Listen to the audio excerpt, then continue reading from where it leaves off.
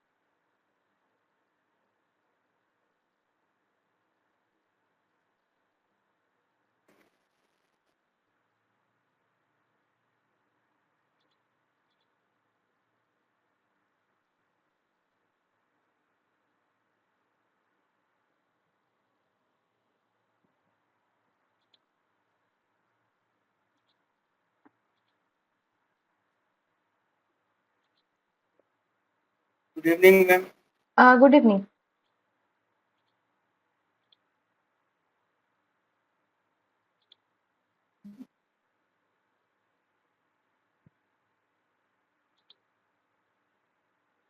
I think my screen is Ma'am, visible. Yes, yes. today is I am traveling, so please 1.5 hour please Okay, complete. okay, no issues. Hmm. So if you have any question, Ma'am, one question doubt assignment 4, the बाकी 9 questions solved and last question problem. this one. The terminal velocity of the said train. Yes. So it is in the this type of sum has sir has already done, but still I am showing you. So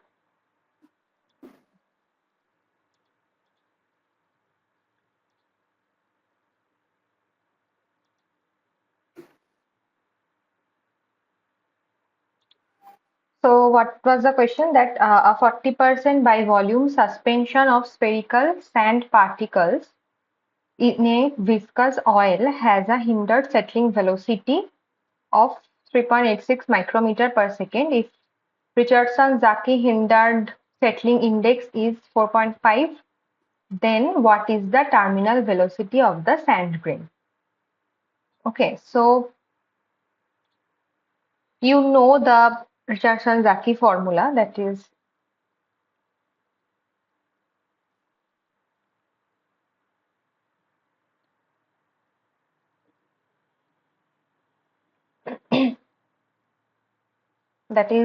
U equals to UT epsilon of the fluid to the power n, right?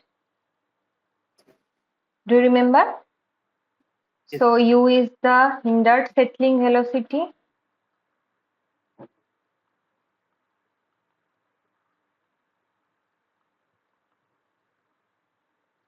UT is the terminal settling velocity.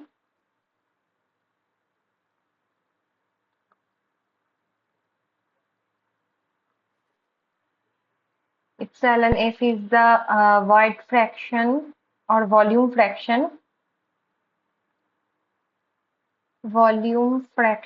of fluid, and N is the index, Richardson-Zaki index. So now what was asked in the question, that is 40% by volume suspension of spherical sand particles. So that means particle concentration is 40%. Then what will be the volume fraction for fluid? That will be 1 minus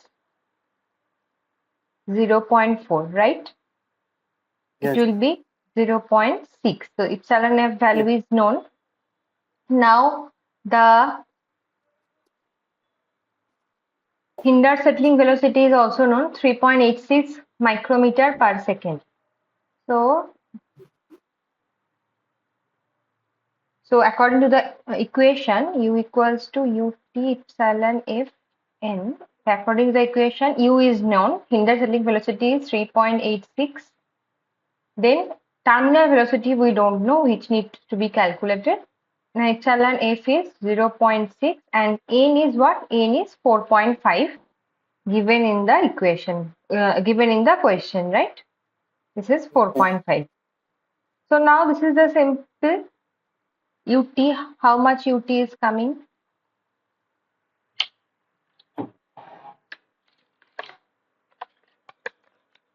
So UT is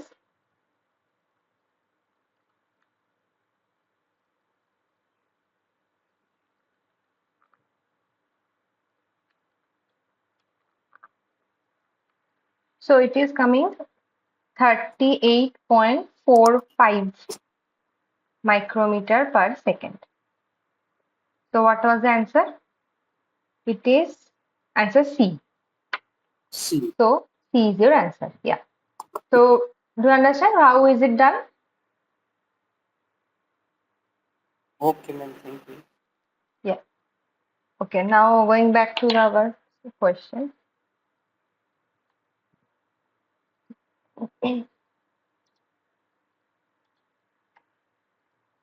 Now, what is the velocity at the stagnation point? 0. Yes, it is 0. So, suppose there is a particle and fluid is coming through this and they are bypassing the object, and this point is stagnation point, and there the velocity of the flow is 0. Next, flow around a body separates and creates wakes at the upper stream and divides at the lower stream. Is it true or false?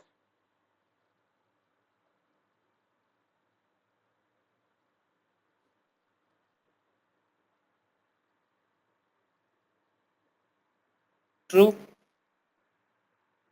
No, it is false, because at the upstream the wakes doesn't form, right? So in image you will see that if the velocity is high, then this portion here the wakes are created, right? Here the wakes are created. In the downstream position, the wakes are created, not in the upstream position. So in the upstream position, what happens? The fluid divides. So one part of the fluid goes through this portion, one other part of the fluid goes through this portion. So in the upper stream, it divides, and in the lower stream, it creates wakes. Okay. Next, flow around flat plate creates wakes with eddies. Flow around flat plate.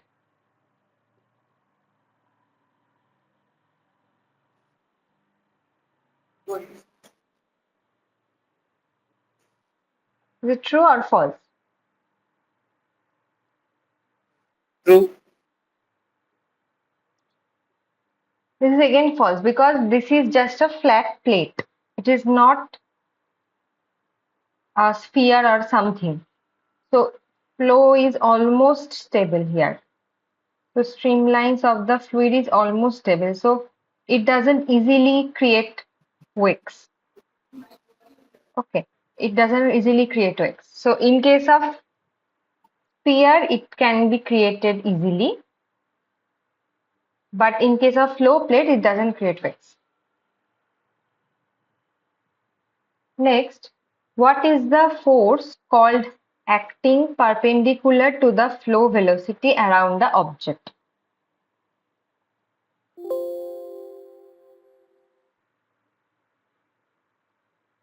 What is the force called acting perpendicular to the flow velocity? Drag force. Lift force, right? Yes.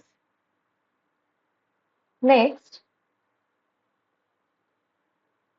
friction stress acts tangentially on an object. Is it true or false?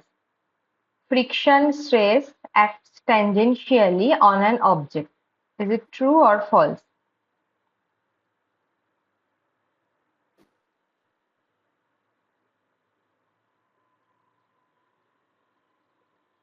True.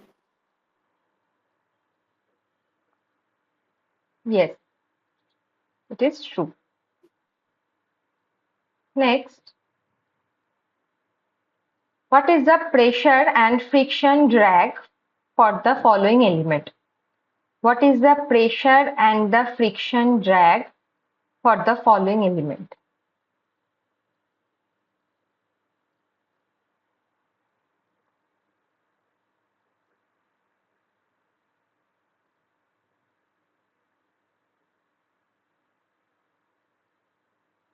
What is the pressure and friction drag of the following element? I don't know.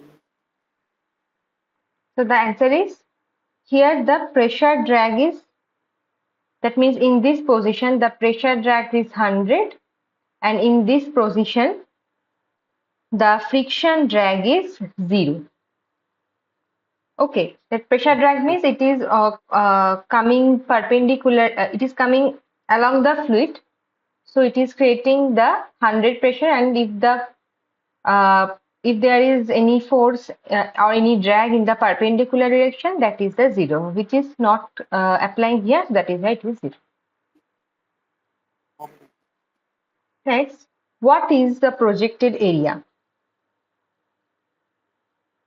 What is the definition of projected area?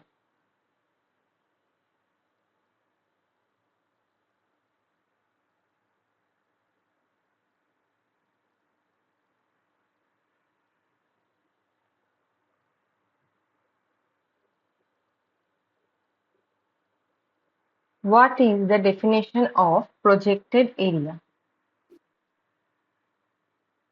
I don't know. So it is the area of the body on the plane vertical to the direction of the uniform flow. That means if there is a sphere, suppose there is a sphere, and in this position there is a wall. Okay, there is a wall. And now we are giving light from this position. So light will come from this side, right? And on the back of the object in the wall, it will not show any kind of sphere. In the shadow will be of not sphere, right? It will be just a round. That means just a circle, right? Even anytime you can see that if keep something in front of you and spread light, and in the back of the wall, it will create a 2D structure, right? It will not create a 3D structure in the shadow, right? So that is the projected area. So for sphere, the projected area will always be a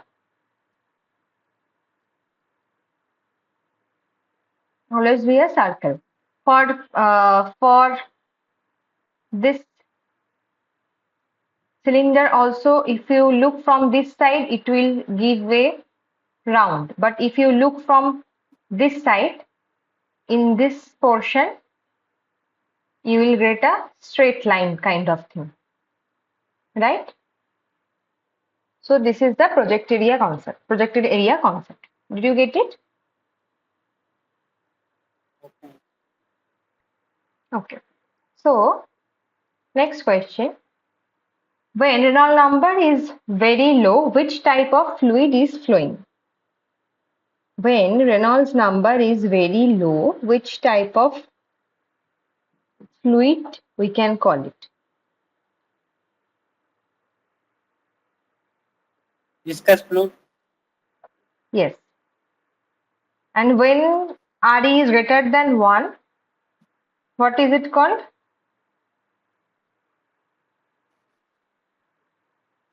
When RE Reynolds number is greater than 1 or much bigger bigger value of Reynolds number, then we'll say the inertial flow, Yes.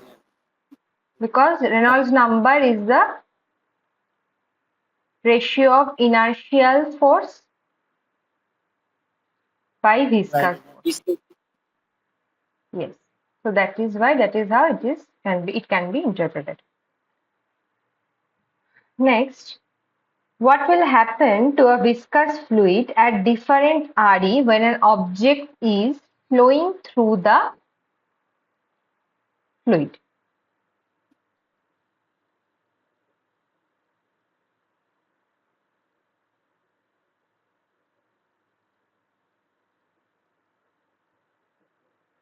So at different cases, what will happen? You have to tell. So there are almost 5 cases. So when just I have shown that when RE is less than 1, then it will be viscous flow. And how will it change? If this is the object and from here the fluids are coming, they will bypass it and systematically, symmetrically they will flow. They will not disturb anything. They will just side pass by the object. Now, so it will happen when the Reynolds number is very low. But if we increase the Reynolds number now, suppose it is in the region of 2 to 30. Its value is 2 to 30. What will happen? The layer will pass, obviously,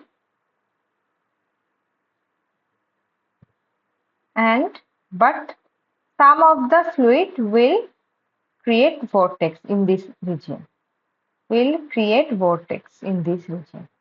But it is a small kind of vortex will happen because the Reynolds number range is not that much big. It is within 30. Okay. Now, if we again increase the value of RE, suppose RE is in the range of 30 to 90. We will see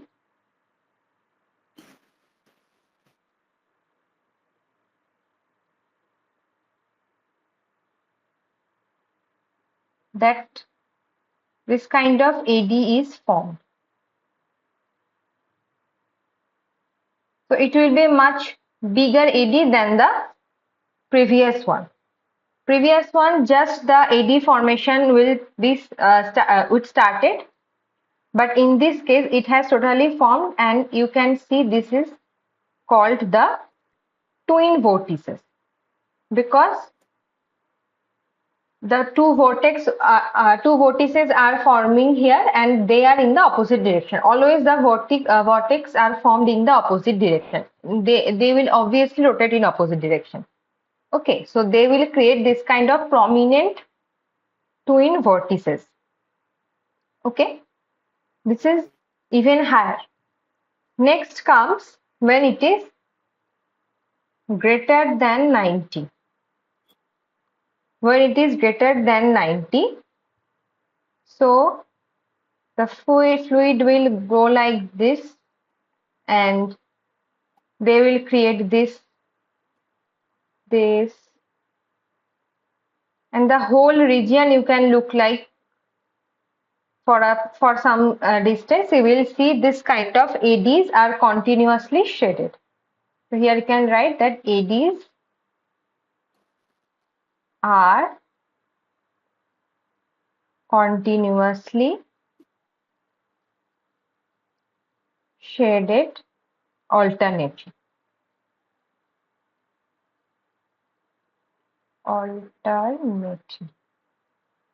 So one time you will see this type of vortex is coming, and from the second time you will see this type of vortex is coming. So this is for the greater than 90 case.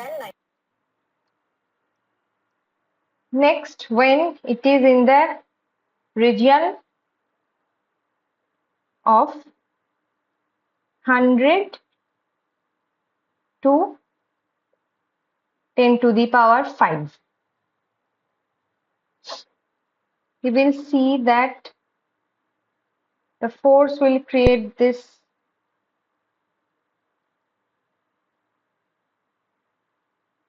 you will see very, very beautiful patterns in the following.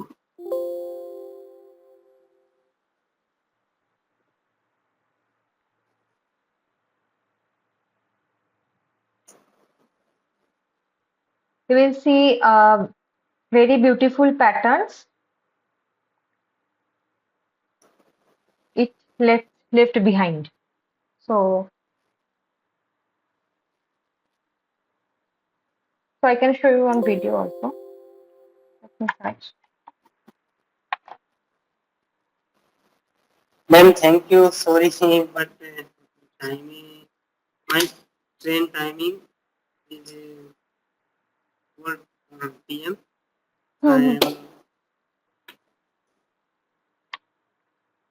So what I am not getting what you're saying. Yeah. okay. Sorry ma'am but continue नहीं कर पा रहा हूँ आज. Okay, okay, no issues. You can see again. So you have class right now, right? Okay. Thank you. Okay.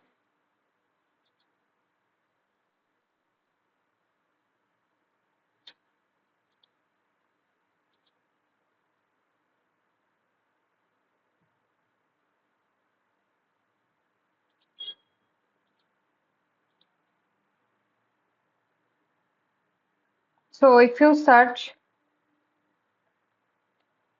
vortex street around an object in viscous fluid, if you search it like this, you will get beautiful videos.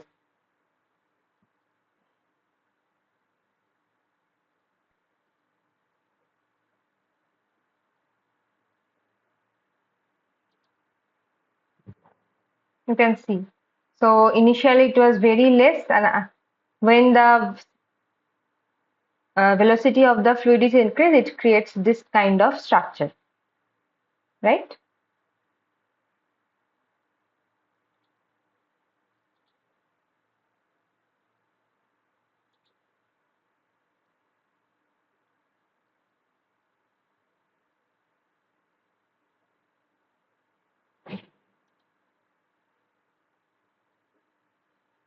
Stop using ChatGPT for your research.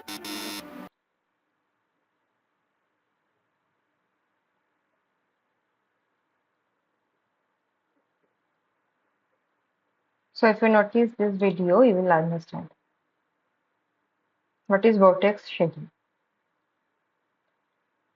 So it is talking about the wind. When wind flows around a bluff or object, there is a wind velocity where vortices will form on the leeward side, and this is referred as vortex shedding.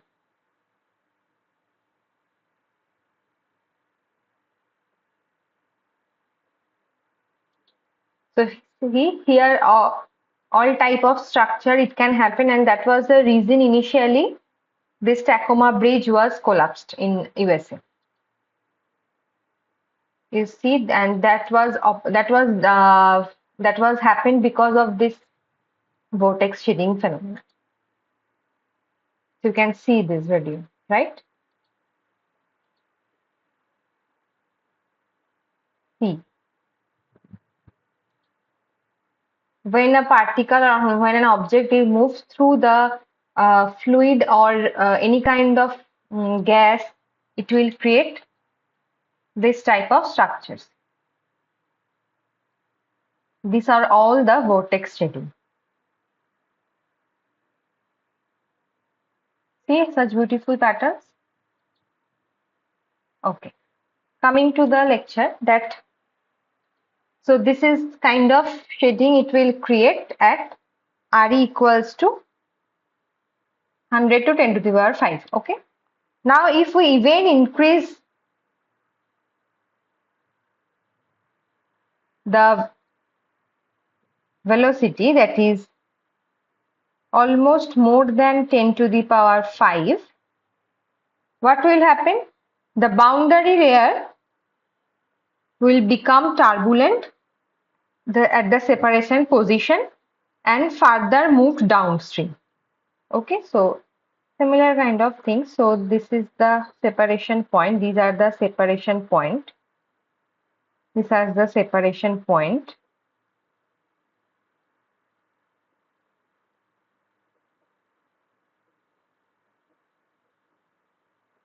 And it will create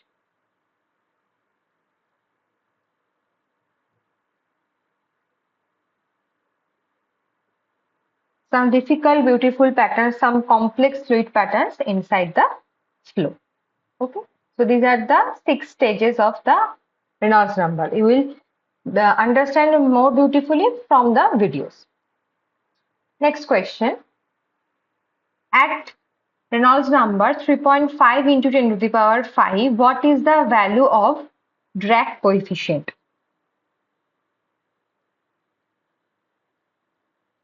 What is the value of drag coefficient at Reynolds number 3.5 into 10 to the power 5?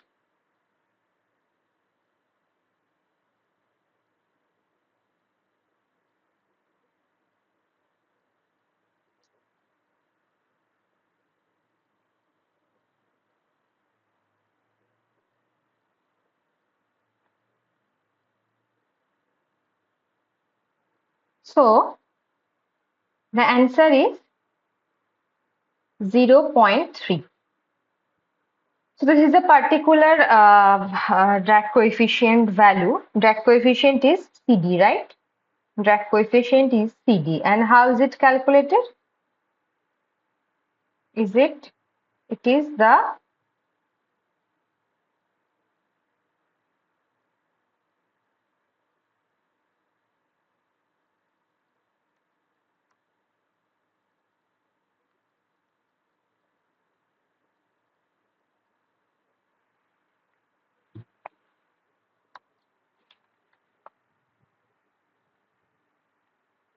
just a minute.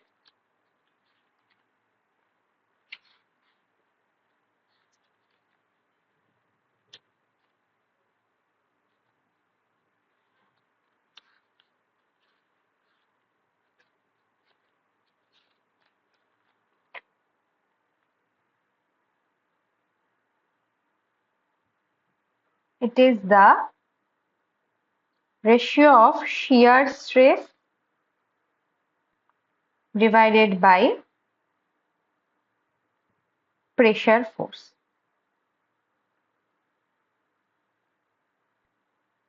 So you know the shear stress, that is F by A, and that is pressure force is half rho U square, right? So from there you can calculate the drag force, that is CD, drag coefficient into projected area into half rho U square.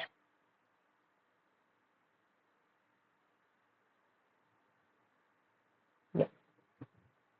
So this is the expression of drag coefficient or drag force. Next, what is the value of drag coefficient at Stokes flow regime around a sphere? What is the value of drag coefficient at Stokes flow regime around a sphere?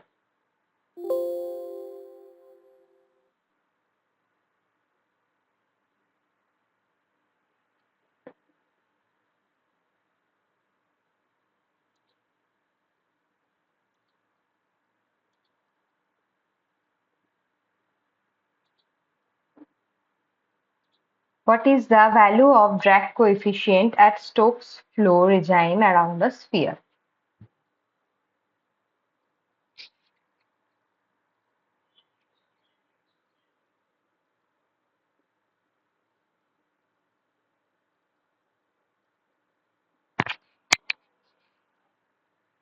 So the answer is 24 by Reynolds number. You have to remember this, that in the Stokes flow regime means in the very low Reynolds number regime, drag coefficient is 24 by Reynolds number. Next, what is the value of drag coefficient within the range 5 to 1000? What is the value of drag coefficient within the range 5 to 1000?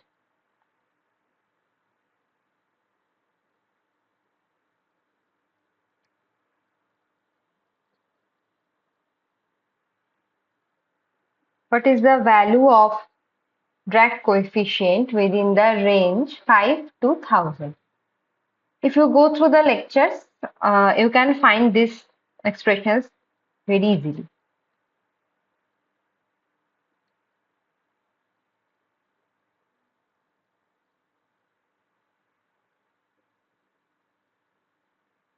So here the expression is CD equals to 24 by RE into 1 plus 3 by 20 RE to the power 0.687. Okay, and this is as per the Schiller and Norman. Okay.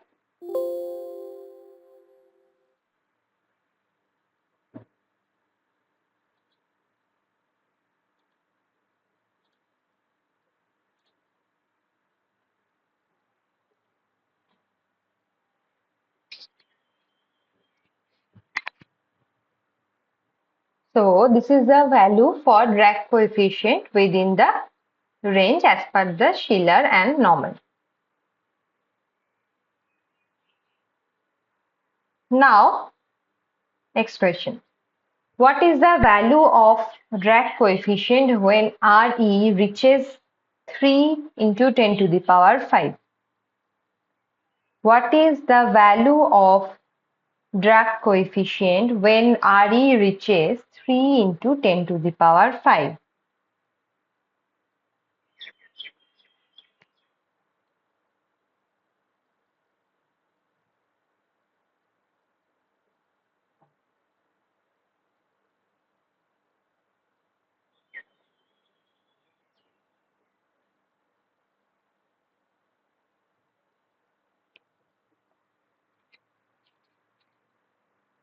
So the value is 0.1. So if you see the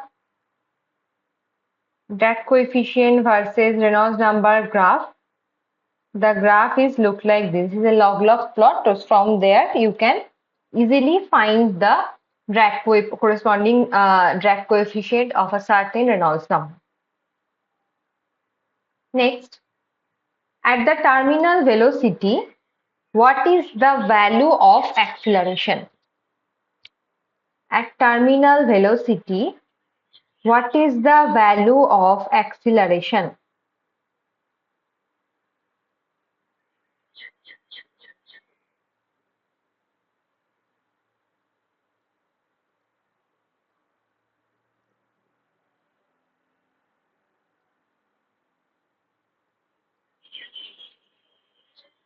At terminal velocity, what is the value of acceleration?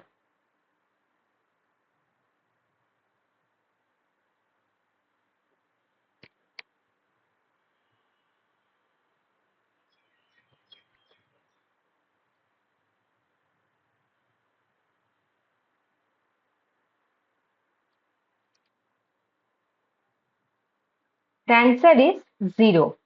So when the acceleration becomes 0, that means, suppose what is terminal velocity? Suppose there is a particle which is falling down. As it falls down, its velocity keeps increases. But at certain time maybe the velocity is no further increasing. Okay, that means velocity is not increasing, that means acceleration is 0 and it will fall down at the bottom. This is called the terminal settling velocity. Next, what are the 4 steps of terminal velocity of a particle? What are the 4 steps of terminal velocity of a particle?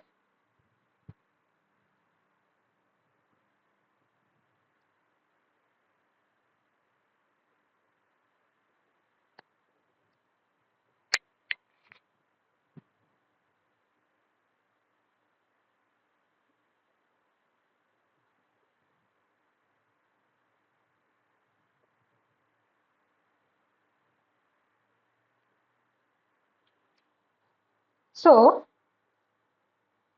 there is a graph of time versus velocity, right? So, if we are throwing something from the ground, it will like go and it will accelerate and it will steady speed, and after some time it will start decelerating, and it will again go for steady speed, and it will fall down at terminal velocity point. So this point where it is not anymore increasing, this point is called terminal velocity point. Okay, and this going up point is acceleration. This is the first step. Then it is going at steady speed. Then again it is going in deceleration, and then again in steady speed. Okay, so these are the 4 steps of a terminal velocity of a particle. Next question. Derive the expression for terminal velocity at different Reynolds number. Derive the expression for terminal settling velocity at different Reynolds number.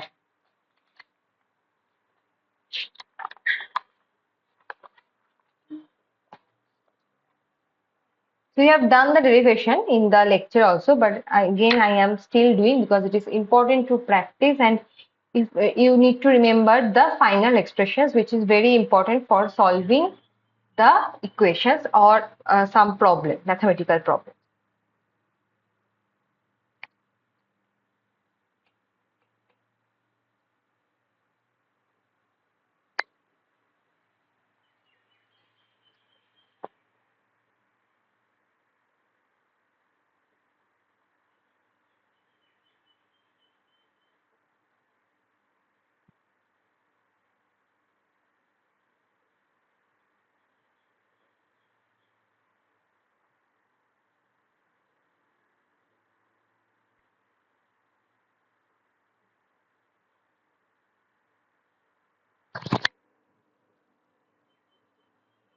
So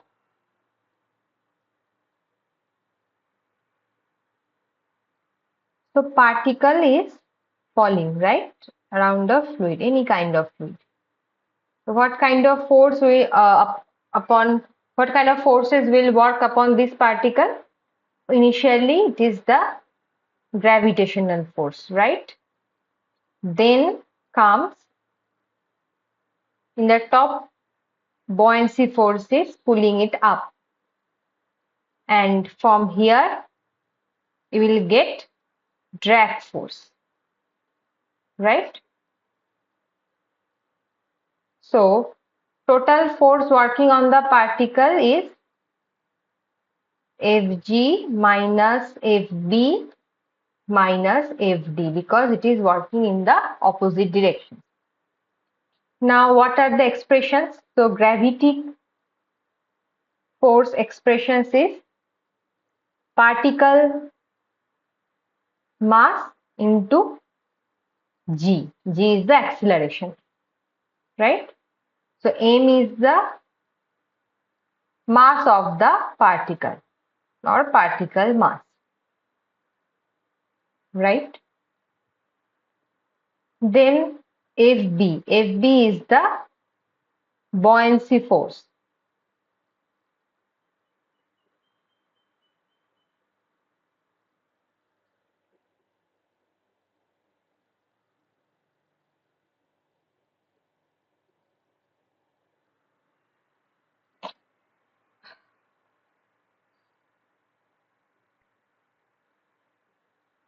So it is the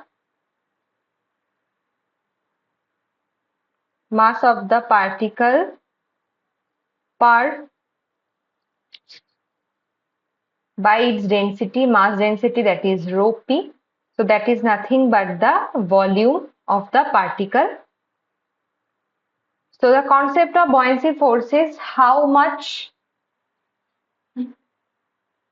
area or how much force the particle is displaced by, the fluid is displaced by the particle. Okay, so how much force of the fluid is displaced by the particle, that was a buoyancy force. So that is why here we are taking the volume of the particle and the density of the fluid and as it is the gravitational force. This is the expression of buoyancy force. Next is the drag force. So drag force we have known for the coefficient of drag. So that expression is CD. A is the projected area half rho u square. Right? Now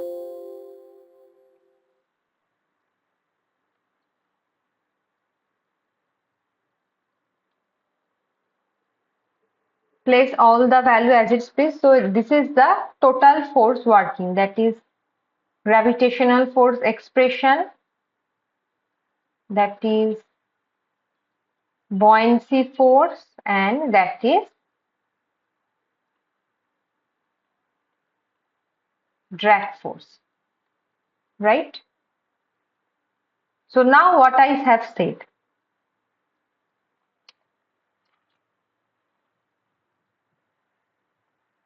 also force can be written as mass into acceleration. So m into dv dt equals to mg minus m by rho p rho f into g minus cd ap rho u square by 2. So we can cancel out the m. What will come? dv dt equals to g minus rho f by rho p into g minus cd ap rho u square by 2m. So if you know, I think you are understanding what are the expressions are. So still I am writing. So I have written m. M is the mass of the particle. G is the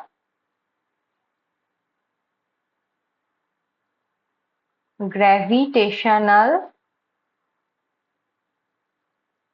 acceleration, right? Then rho p is the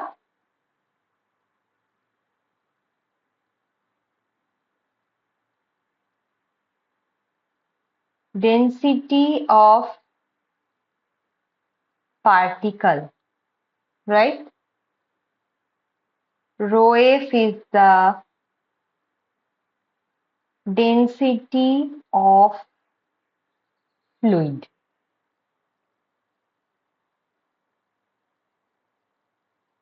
right? Then CD is the drag coefficient, AP is the projected area. Here rho P is nothing but the fluid, right? So drag force of the fluid we are calculating, so it is rho F only. Okay. And U is the velocity at which the fluid is flowing. Okay. So this can be written, this is V same, this is du dt, du dt.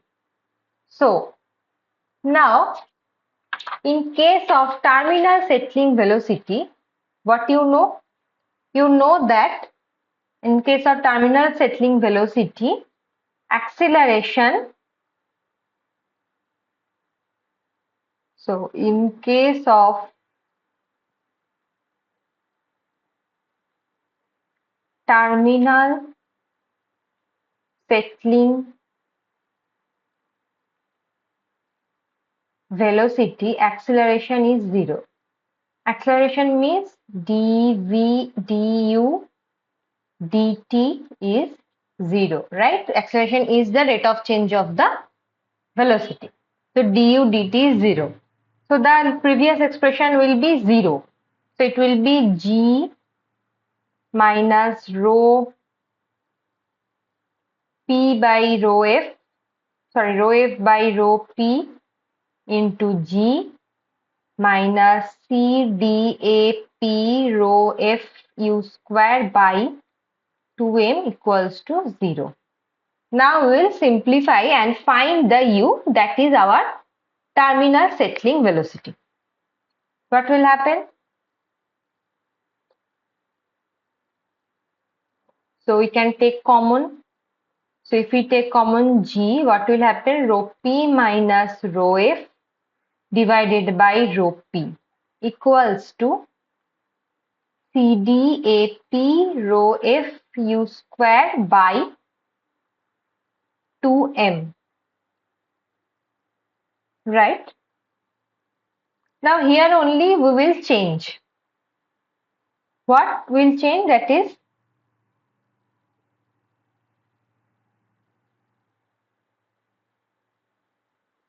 no, we'll do it later. Okay.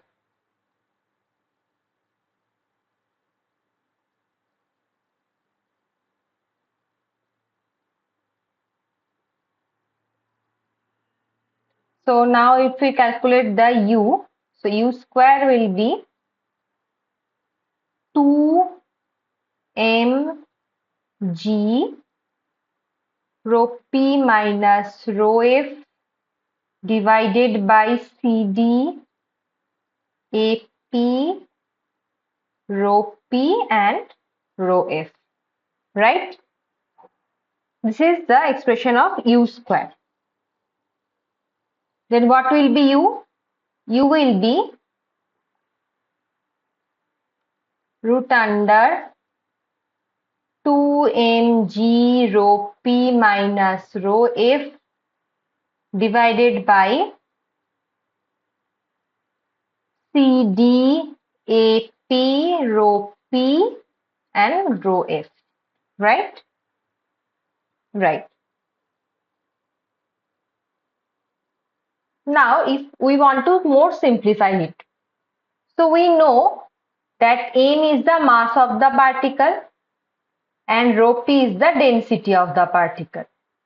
So, mass by density, what will it give? It will give volume of the particle, right?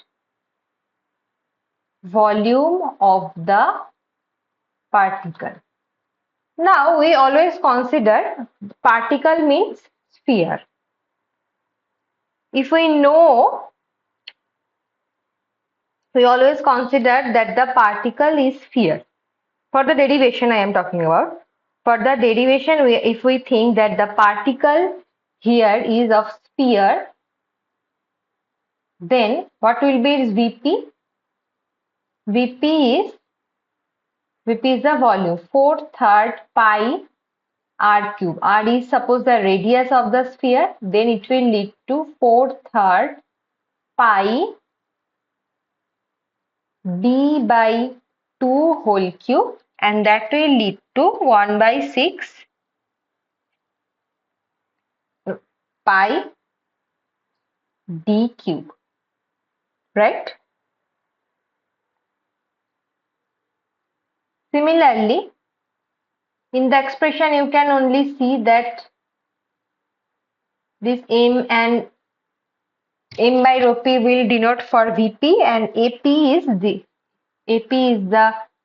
area of the surface area of the particle. It is not the projected particle. AP is the surface area of the particle, right? Sorry, I'm sorry, because I have said that AP is the projected area, right?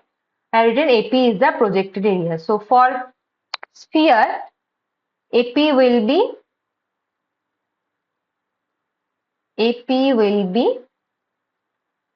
pi r square. It is nothing but a circle. So pi dp or pi d square by 4, right? Now, if we incorporate this Vp and AP in the equation, what will happen?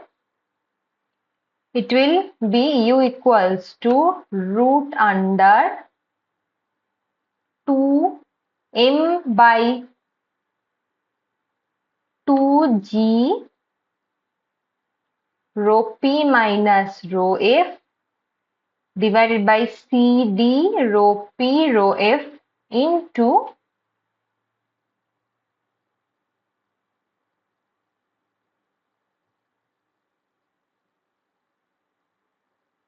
no, from bottom rho P will not be there because we are cancelling it. So rest of the terms are m by rho P. So m by rho P is Vp. So Vp will be 1 by 6 pi dq, and in the denominator there is AP. So AP will be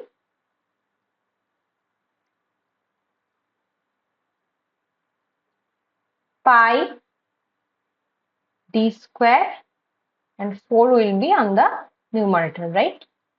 So now you can cancel it.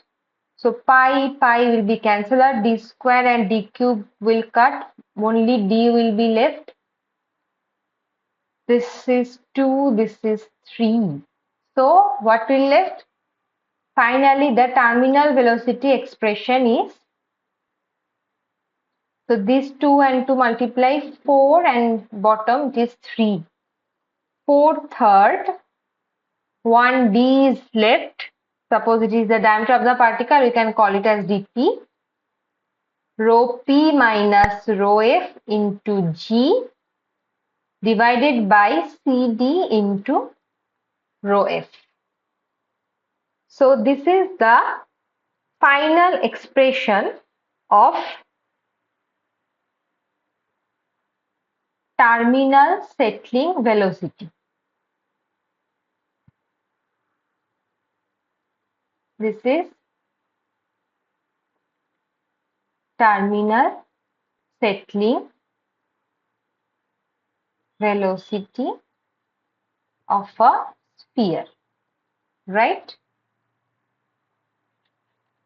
Now, if the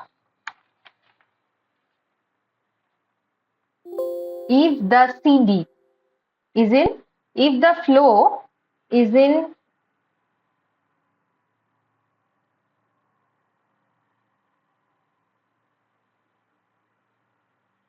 Stokes region, that means, so Stokes region. So now this CD will change into 24 by RE, and RE is nothing but the rho of the fluid, U of the fluid, that is velocity of the fluid, dP is the particle,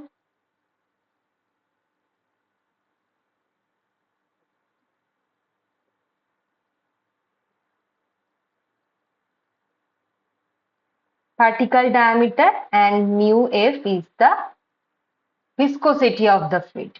So mu F is the viscosity of the fluid, and dP is the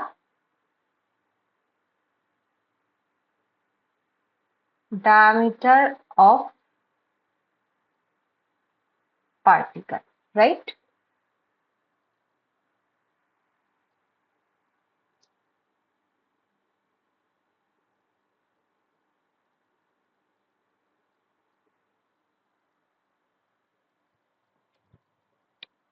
So now if we put this value in the previous expression, what will happen? So UT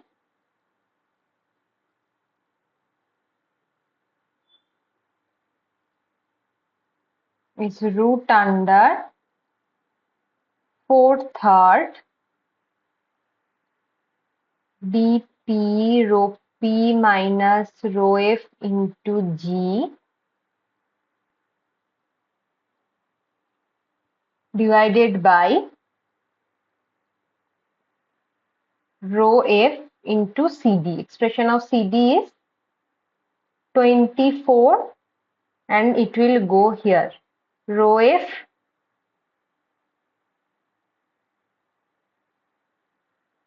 U dP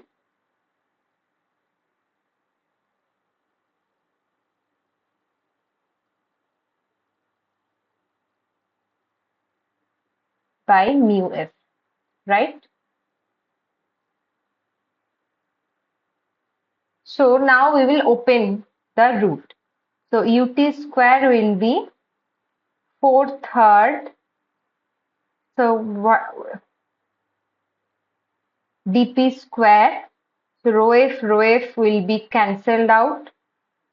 4, 24, 6. So it will be 1 by 18 dp square rho p minus rho f g divided by mu f into u, right?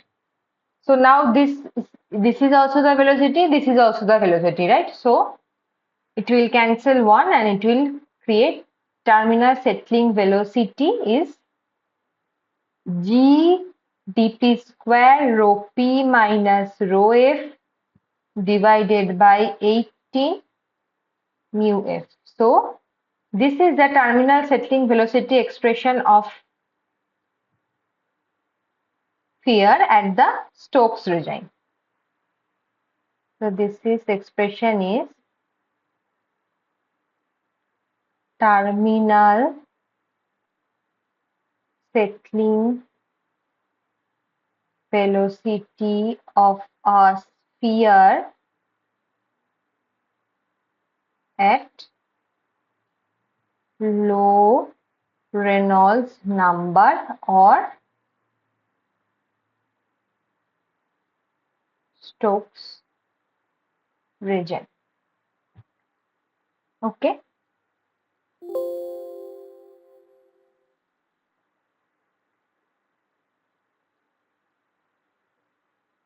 So this is the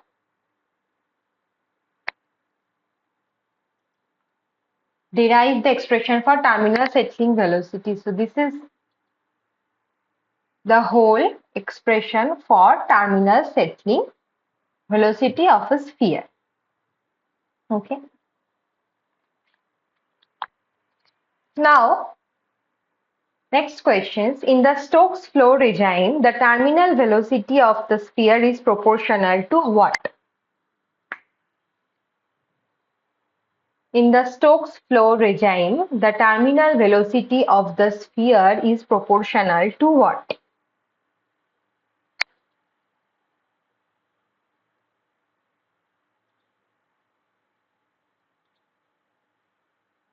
In the Stokes flow regime,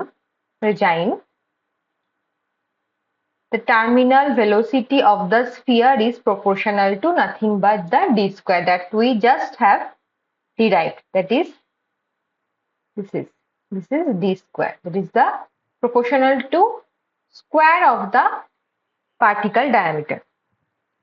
Next,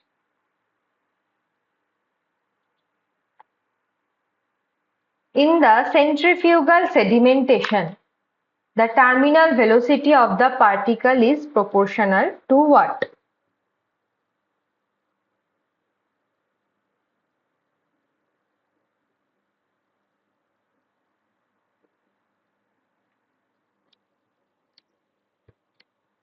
So, in the centrifugal sedimentation, the terminal velocity of the particle is proportional to what?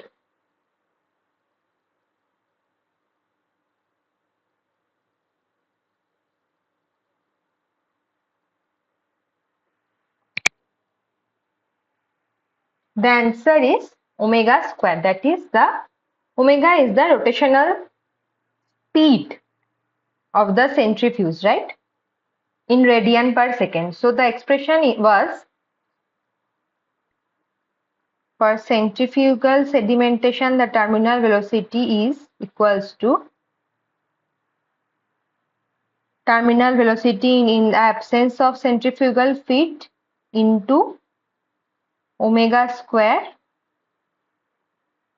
R by G. Omega square is the rotational speed in radian per second. R is the radial distance from the central position and G is the gravitational acceleration. So the answer is omega square. Next, The terminal velocity of any particle is proportional to the density difference of particle and fluid. Is it true and false?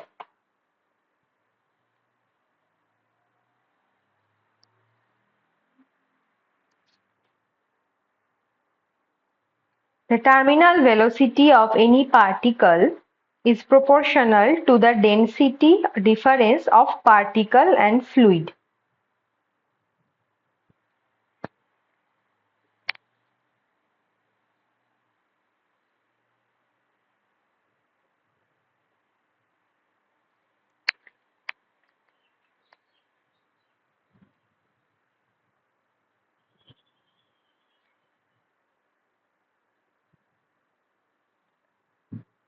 The answer is false. Why? Because just I have shown the expression, that is for any particle, right? Like especially sphere. The terminal settling velocity is proportional to rho p minus rho f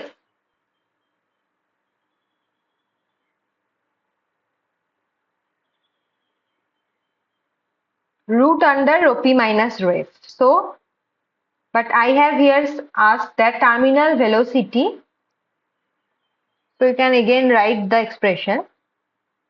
So ut equals to root under 4 third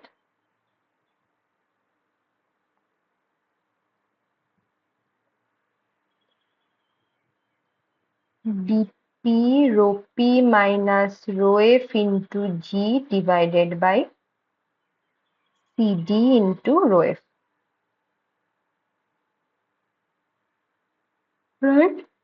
This is for sphere, and if there is another, if this is not sphere, then also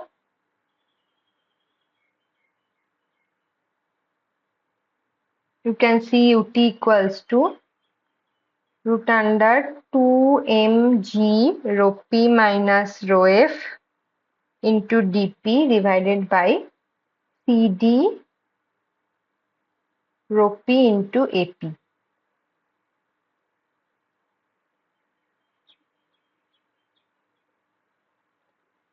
into rho f.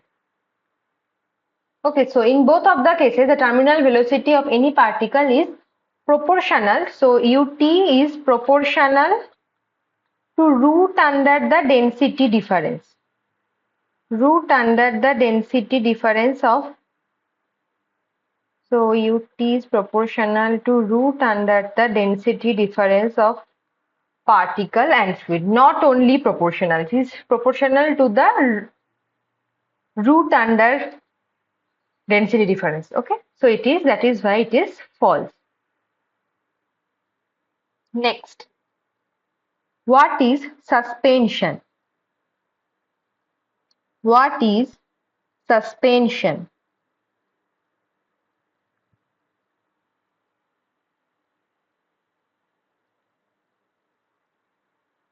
So suspension is a heterogeneous mixture in which solute-like particles settle out of a solvent-like phases.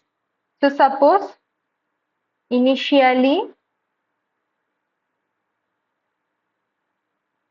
there is a solution, okay, so where the particles are suspended, and after some time this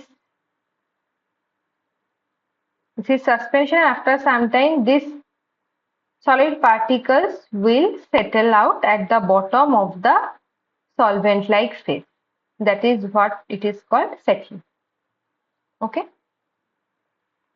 Next, what is the size of colloid particles? What is the size of colloid particles?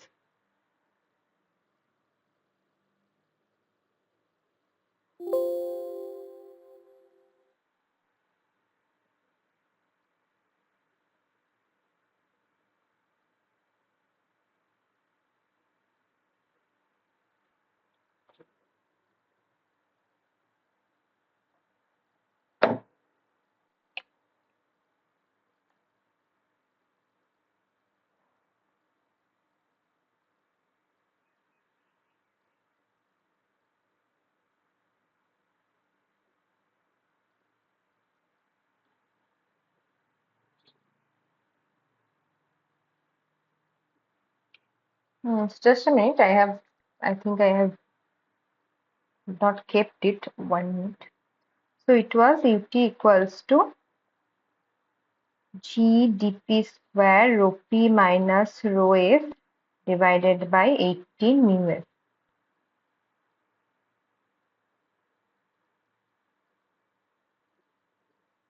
Next, for this centrifugal, I have written UTC equals to UT into omega square R by G. And for this, I have written UT equals to 4/3 dP rho P minus rho F into G divided by CD into rho F, right? And for any particle, it was root under 2 mg dP rho P minus rho F divided by CD AP rho P into rho F. Okay. What our suspension was this?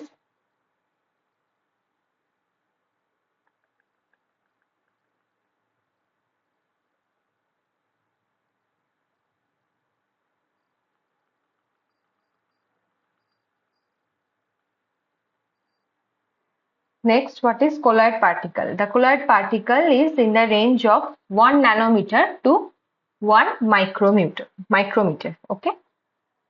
This is the definition of colloid particles. Next question. Free settling velocity is more rapid than hindered settling. Is it true or false? Free settling is more rapid than the hindered settling. Is it true or false?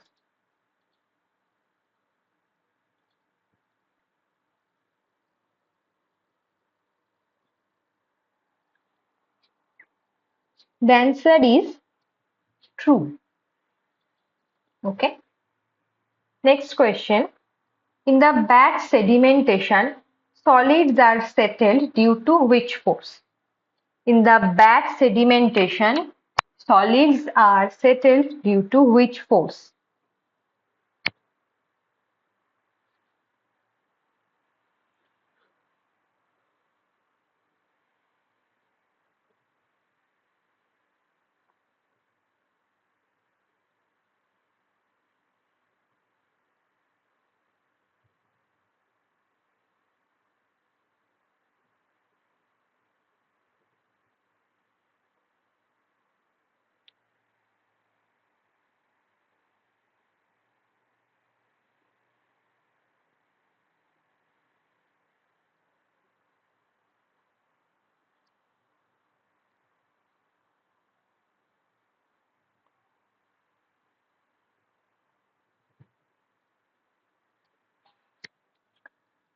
The answer is gravity force. Obviously, due to gravity, the solid particles in the suspension will sediment.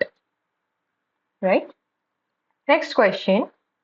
What is the expression of suspension viscosity when particle volume fraction is greater than 20% and shear stress is greater than 1 kilopascal?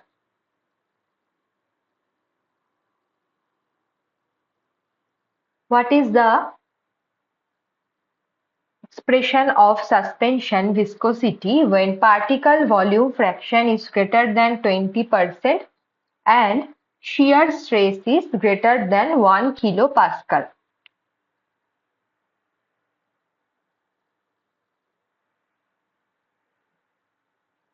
So the expression of suspension viscosity is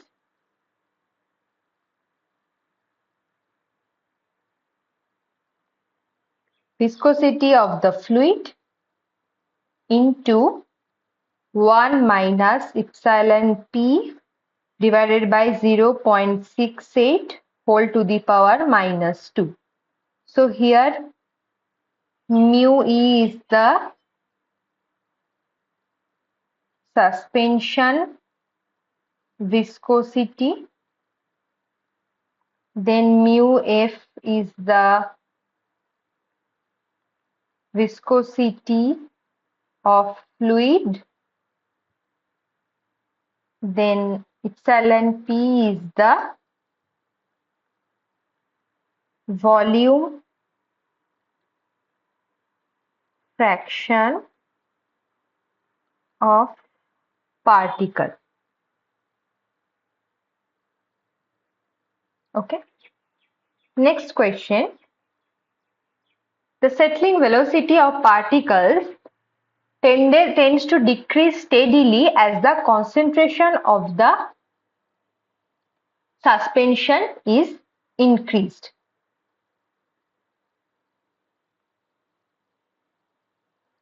The settling velocity of particles tends to decrease steadily as the concentration of the suspension is increased. The answer is true. Okay. Okay. Now this question I have already discussed of the assignment. Now we will move forward to others question.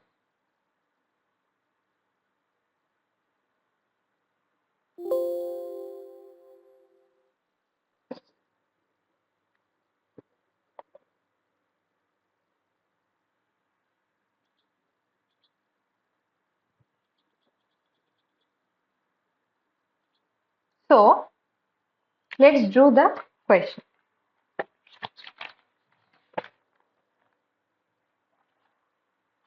So the first question is,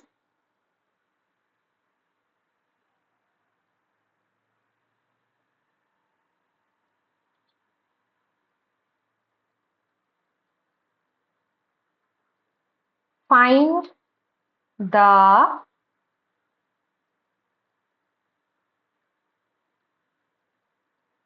drag coefficient for a bacterium in water at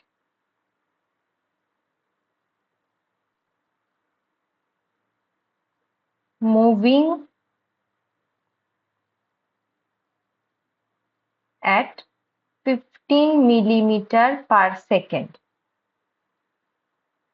and the size of bacteria is 2 micron. The kinematic viscosity of the water is 10 to the power minus 6 meter square per second. Now everything is given. We have to calculate the drag coefficient.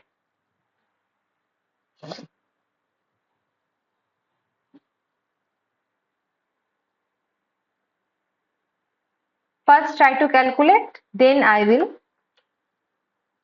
do it.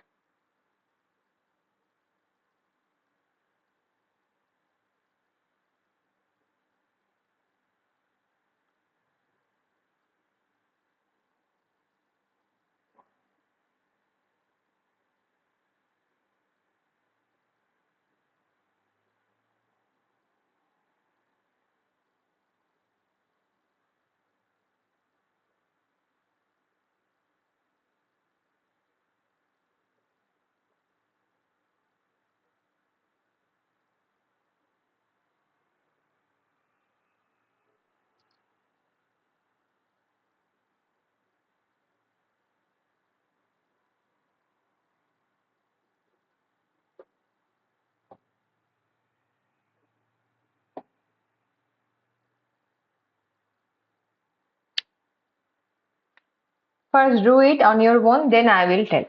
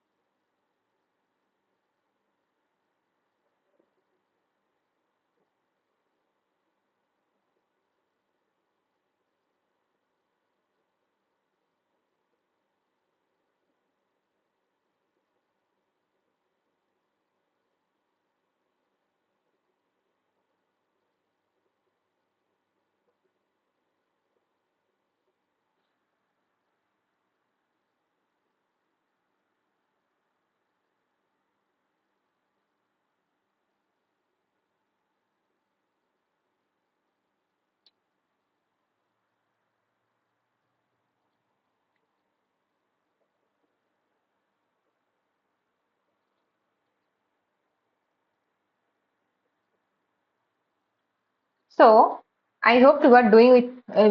So now first we have to know whether it is in Stokes region or not. So for that, first we need to calculate the Reynolds number. Reynolds number is rho ud by mu, right? Now you know rho by mu. Mu by rho is kinematic viscosity, right? This is kinematic viscosity, because individually the density and viscosity values are not given, right? We know the kinematic viscosity. We also know U, D we know, and kinematic viscosity. So U is 15 millimeter per second. So 15 into 10 to the power minus 3. D is 2 micron, that is 2 into 10 to the power minus 6. Kinematic viscosity is 10 to the power minus 6, right? So this will cancel out and it will, how much is it is coming?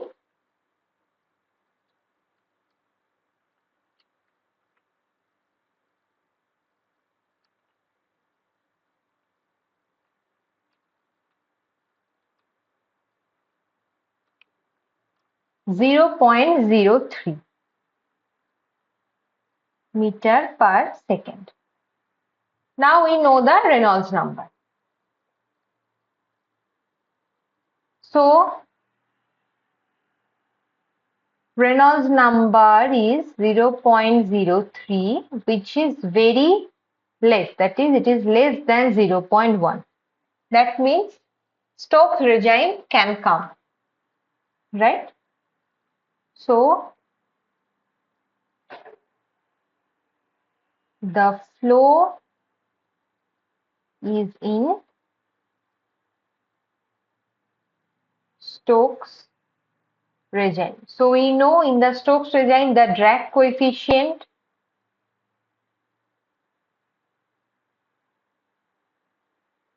is nothing but 24 by RE, right?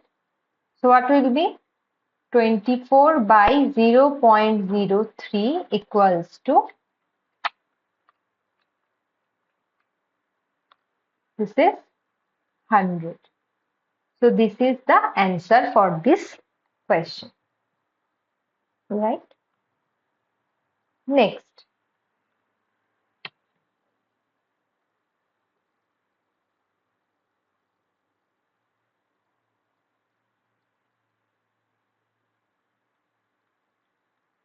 Consider a solid sphere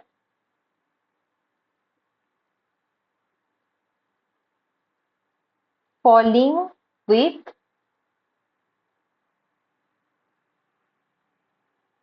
constant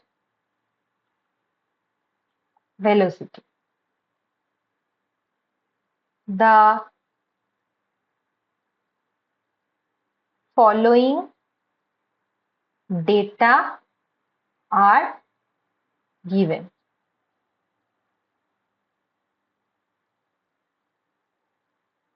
What is given? Viscosity 0.2 Pascal second.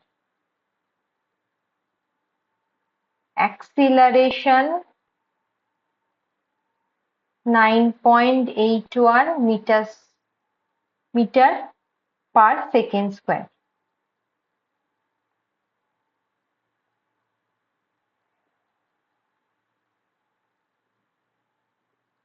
Then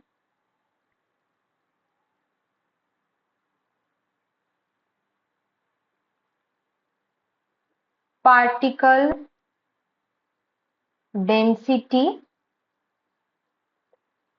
2550 kg per meter cube. and density of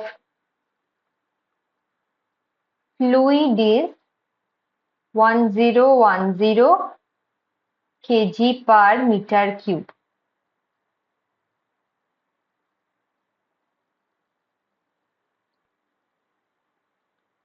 What will be the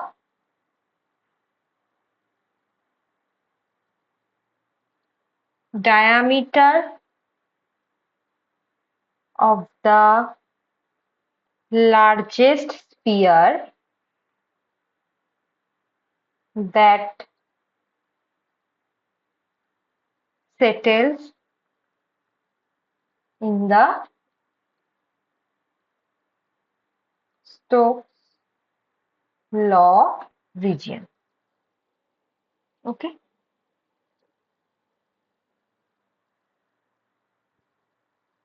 So it is already given in the question that it is in the Stokes law region.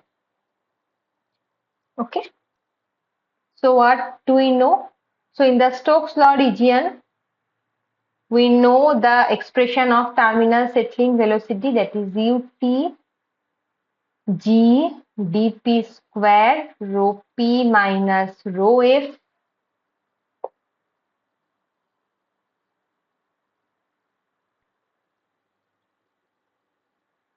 divided by 18 mu f. So everything is given except the dp. So we are multiplying both sides by dp.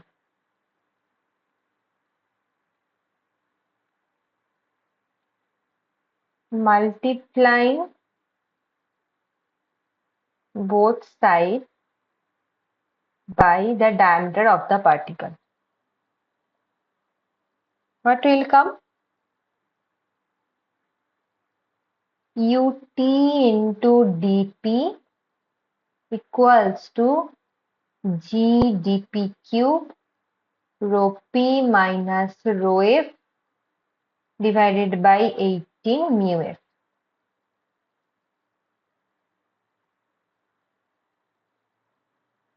Now we know the equation is in Stokes flow region.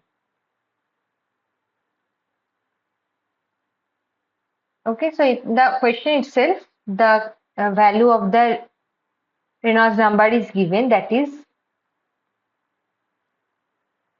less than equals to 0.1. Okay.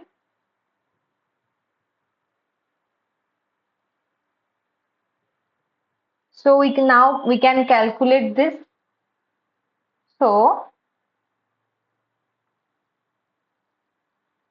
RE equals to rho F U into dP divided by mu F.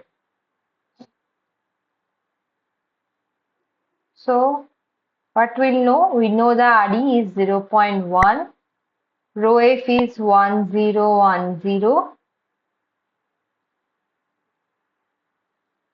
We do not know the U, right? We do not know dP. So UdP will be as it is, it written. And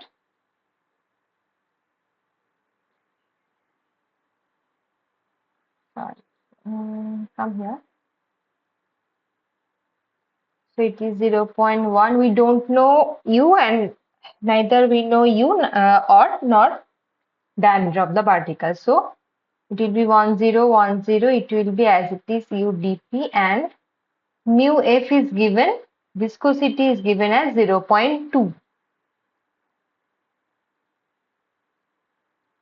Right? So what will be the value of UdP? So UdP will be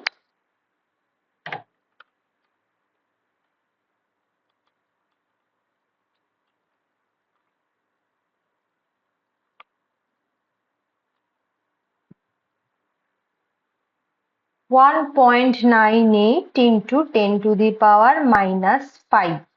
This is the value of meter square per second, right? Meter per second into meter, that is meter square per second. This is the value of UDP. Now we can put this value to the previous equation, which is this one, right? So we know UDP is 1.98 into 10 to the power minus 5. Then the rest of the values also we know. G is 9.81. Then rho P minus rho F. Rho P is 2550. 2550. Rho F is 1010 divided by 18. Mu F is 0.2. Only we don't know is dp cube. Now we can easily calculate it, right? So what is dp cube?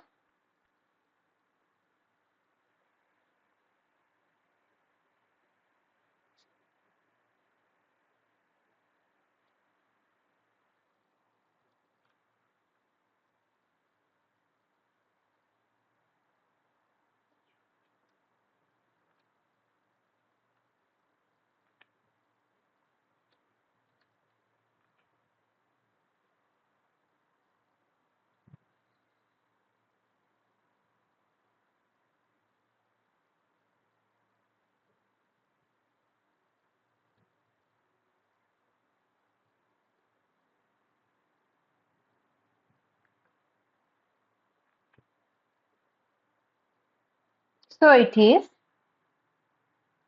4.718 into 10 to the power minus 9. So dp will be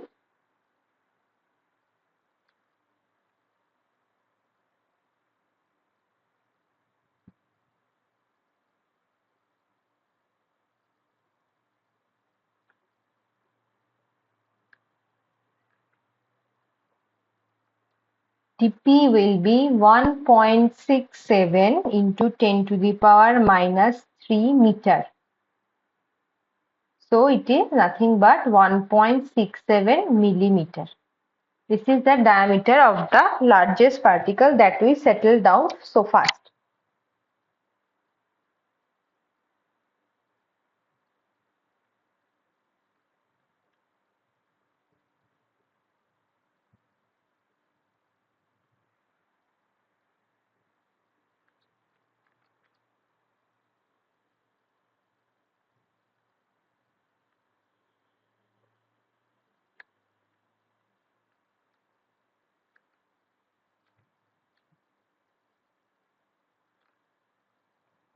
Okay. Next question.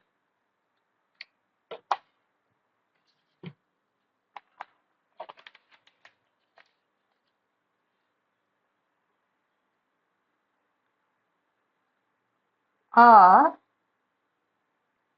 suspension of glass beads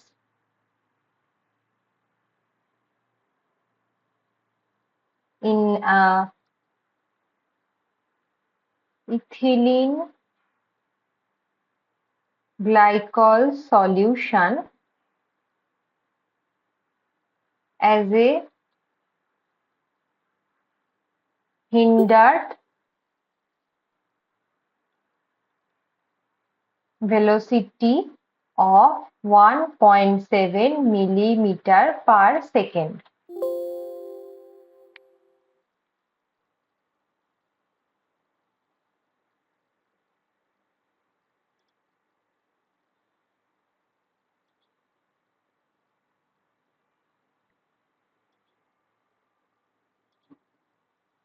Okay, suspension of glass beads in a ethylene glycol solution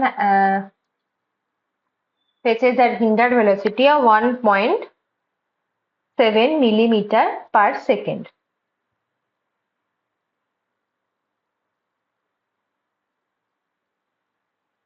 Now, while the terminal velocity of single glass bead in glycol solution is 17 millimeter per second, then if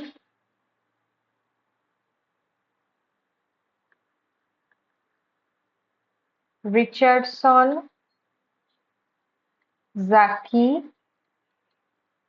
index is 4.5, then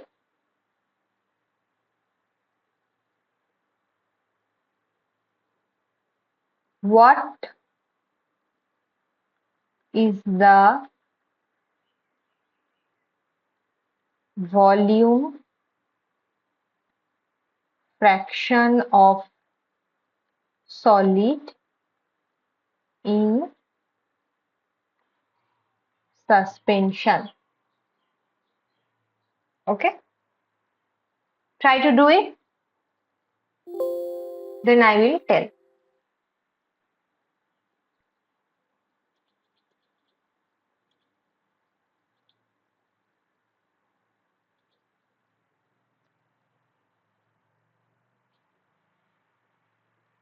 It is following the same formula of the problem I have done at the starting of this of the today's class. That is the Richardson-Zaki formula.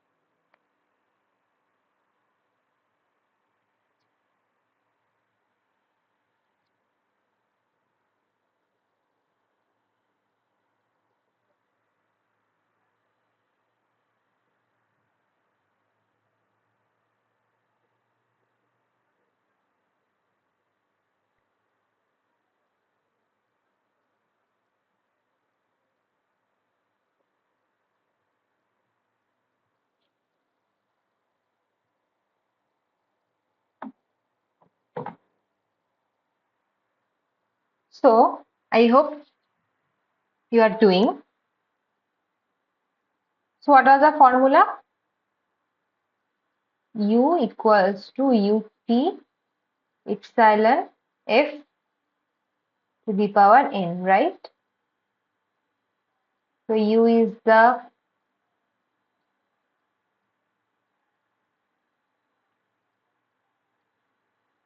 hindered settling velocity, UT is the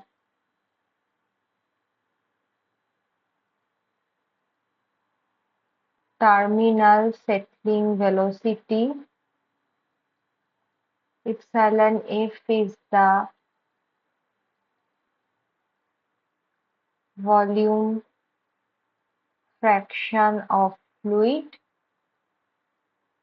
n is the Richardson-Zaki index, right? So we no hindered settling value, that is 1.7 millimeter per second. Then we know the terminal settling value, which is 17 millimeter per second. Now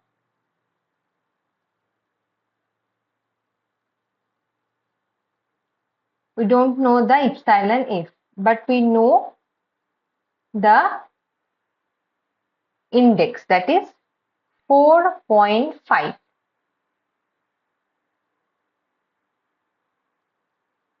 Right? So what will happen? Epsilon f to the power 4.5 equals to 1.7 by 17.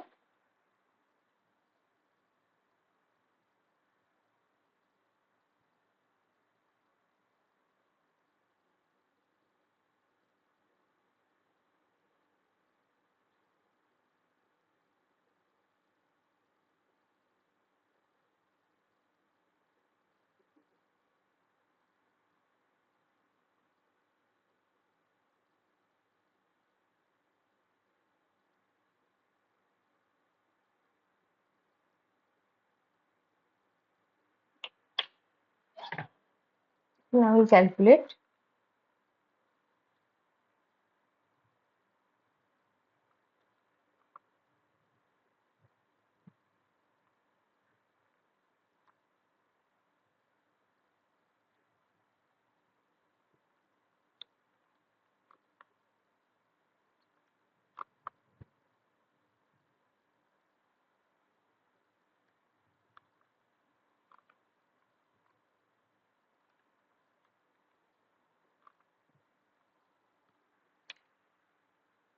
It will happen epsilon f equals to 1.7 by 17 to the power 1 by 4.5, right? So epsilon f will be 0.599, almost 0.6 you can say. Okay. So what was the question? What is the volume fraction of solid? So now the volume fraction of solid will be epsilon p equals to 1 minus epsilon f, that is nothing but 1 minus 0.599 equals to 0.4005. Okay, so this is the answer.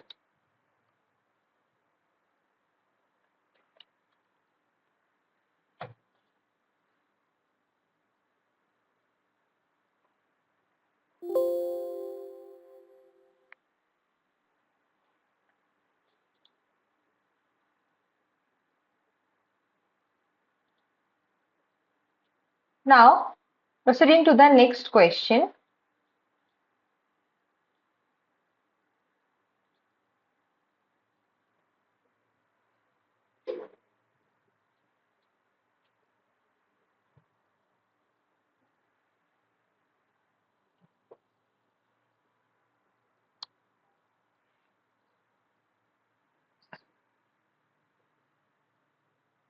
So the question is,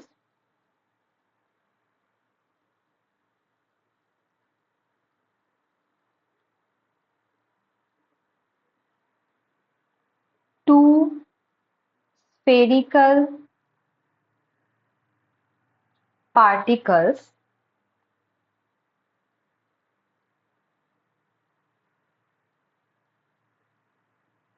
have the same outer diameter but are made of different materials. Okay, The first one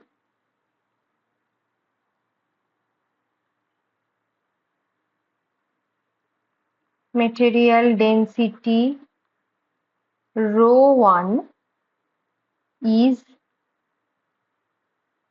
solid, whereas the second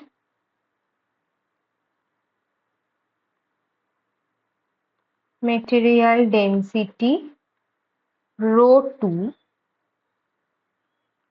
is a hollow sphere with the inner shell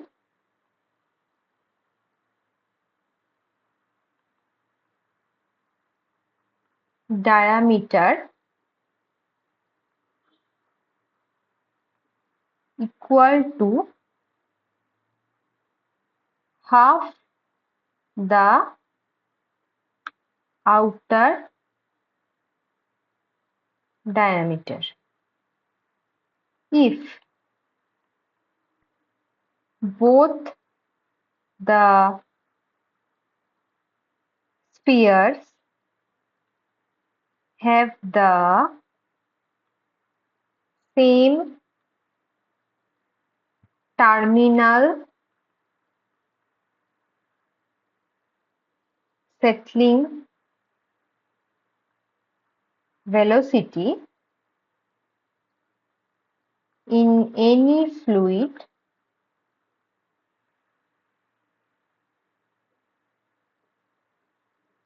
then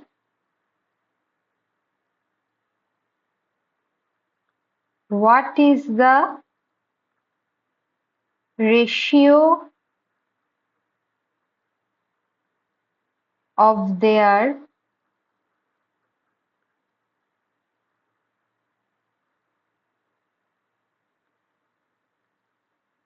material density, that is ρ2 by ρ1. Assume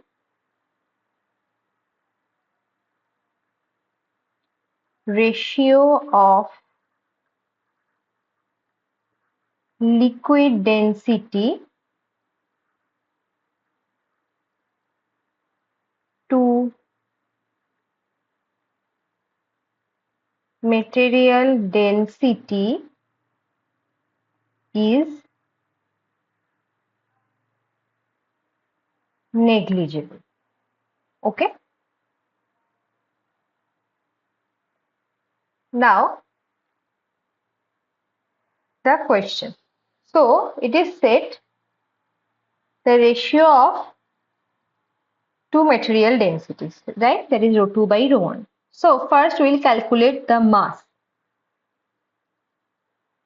So mass of the first particle is ρ1 into v1 equals to, so normally you know the volume of any particle is pi by 6 dp cube. The dp is the particle diameter.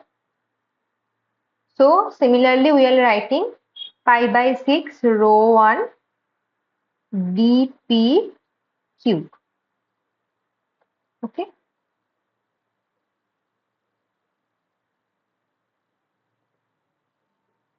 Their outer diameter is same, right? And mass for particle 2 m2 is ρ2 into v2 equals to, now ρ2 is at it as it is, but v2 is different because here the particle is hollow. The previous one particle is solid, right? But here the particle is hollow, so hollow, right? So we'll first take the volume considering the outer diameter, that is dp cube, and we will minus it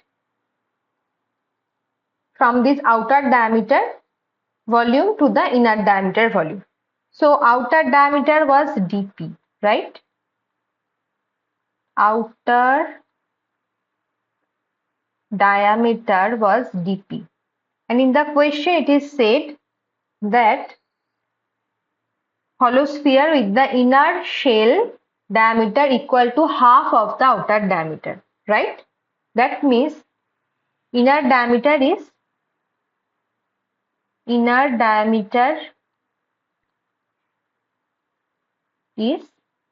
half of the outer diameter, that is dp by 2. Okay, so we will v2 means v2 dash minus v2 double dash, right? So rho 2 equals to v2 dash is the pi by 6 dp cube, that is considering the outer diameter, and second one v2 double prime is the volume considering the inner diameter. So we will minus it. What will come? Rho 2 pi by 6 can be taken out and it will be dp cube minus dp by 2 whole cube, right? So it will be rho 2 pi by 6 dp cube into, it will be 8 minus 1, 7, 8. 7 by 8. It equals to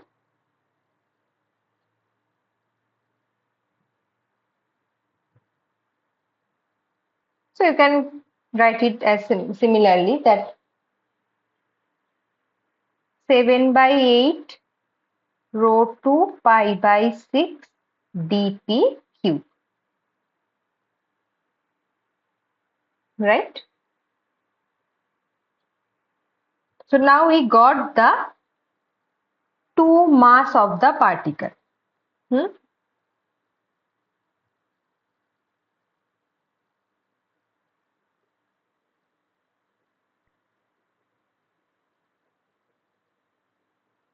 Now, in general, if we think about it,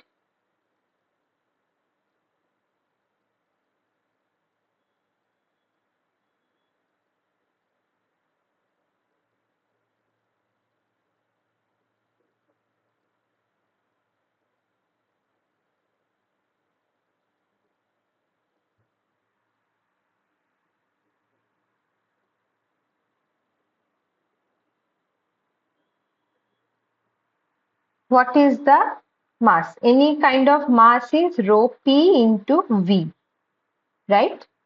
That is pi by 6 rho p into dp cube.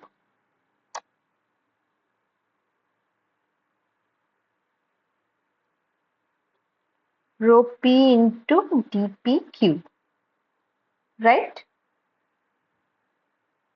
So now if we take out this, so equals to, suppose we are separating the dp square at one position and keep the rest of the things in the opposite direction. So it will be 6m divided by rho p into dp, that is nothing but the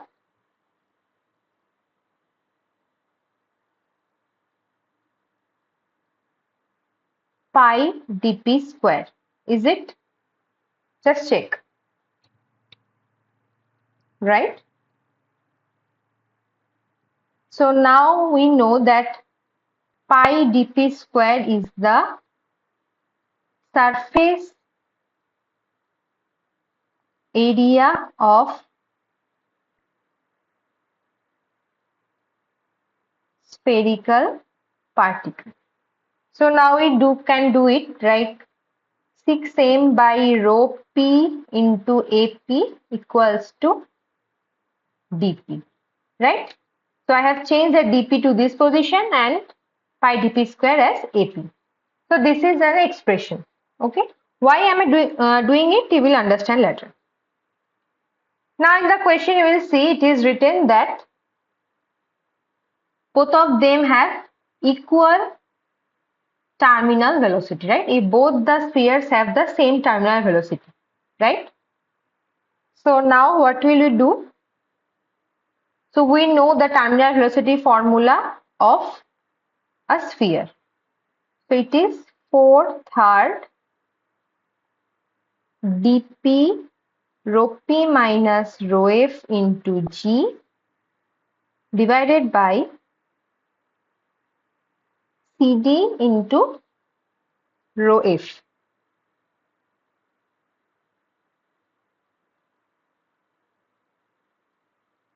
Right?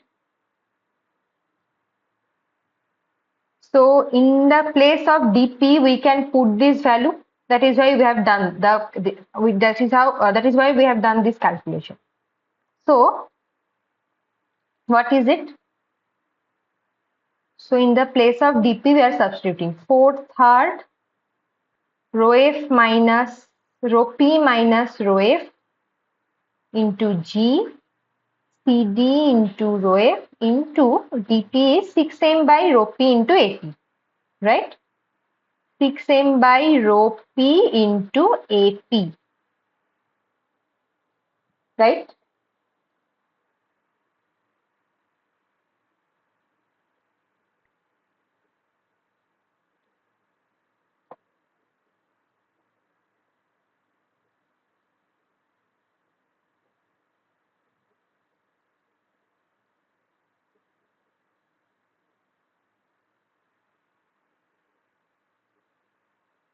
Now why we are doing? We are finding a relation between the terminal velocity and the mass of the particle that we have calculated initially.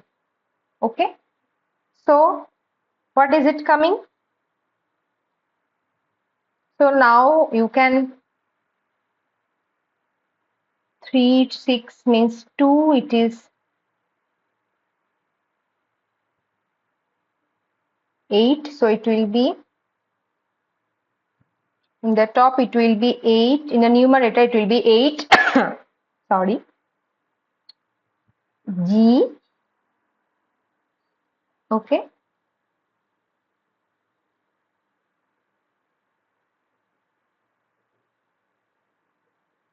In the bottom it will be ACD, AP into rho F, and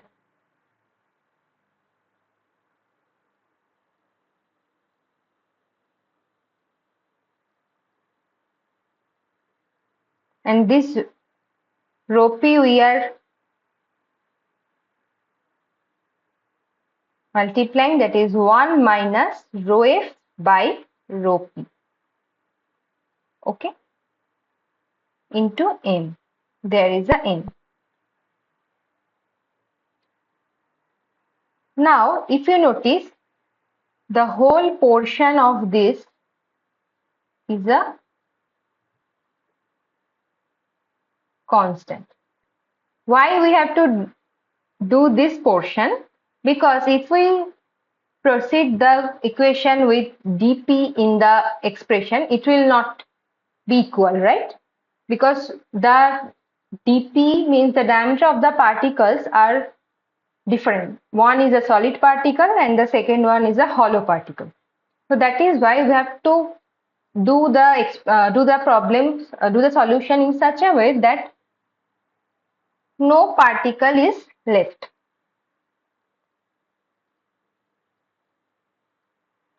Like no term is left which is different. So now we can compare, right? So finally what came? Ut is varies as to m. So for both of the particle, this term, suppose this is k, so you can write it as it is.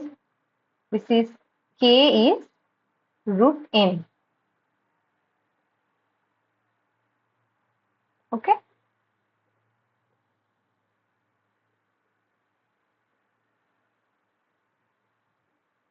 So we can write here only that from this we can write ut equals to k root m. So k is a constant. So here terminal velocity is proportional to the mass of the particles. root under mass of the particles. So now we can do. Now what can we do? In the question itself it is said that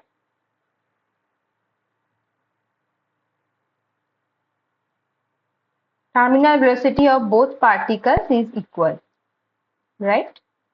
ut1 equals to ut2. That means root over m1 equals to root over m2. It will read to m1 equals to m2. Now the mass we have calculated initially, that is pi by 6 rho 1 dp cube, right? So pi by 6 rho 1 dp cube equals to pi by 6 rho 2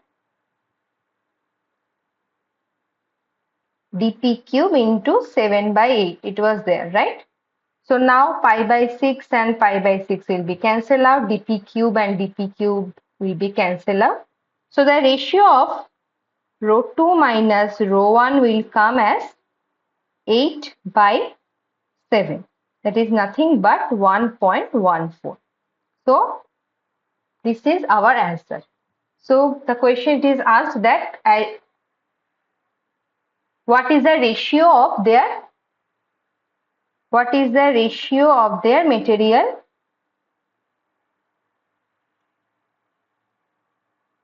densities, rho 2 by rho 1. So this is how we are solving this problem, and this is 8 by 7, that is nothing but 1 by 1.14.